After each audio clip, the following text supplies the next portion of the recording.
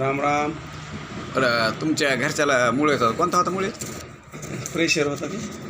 कोणता प्रेशर मुळात म्हणजे काय ते असं ते चौकून असं गोल रक्त सुजी ते हा नाही असं जे रेगा पडायच्या आणि रक्त व्हायचं. रक्त व्हायचं म्हणजे रेगातून रक्त निघायचं. बाकी काय मग आता त्याला आपण दिलेलं औषध किती महिने झालं, वर्ष झालं किती? वर्ष झालं ना जवळ. मग आता काय काय प्रॉब्लेम प्रॉब्लेम नाही झाला. किती ट्रीटमेंट फक्त केली? एखाद्या वेळेस खाण्यात जर काही वाईट आलं तरच प्रॉब्लेम येतो, नाही येत नाही. येतच नाही समजा. नंतर तुम्ही तुमच्या कुणाला जावायला दिलं का लेकीला? जावायला त्यांचा कोणता आहे? त्यांचं ते भगंदर भगंदर कोम का?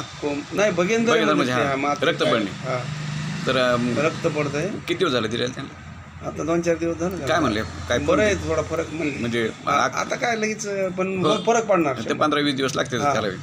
तर चांगला फरक पडला. हा बरं. विश्वास बसला का? हा विश्वास. कशावर? दवा चांगली, फरक पडल्यावर विश्वासच बसेल ना. असं आहे का?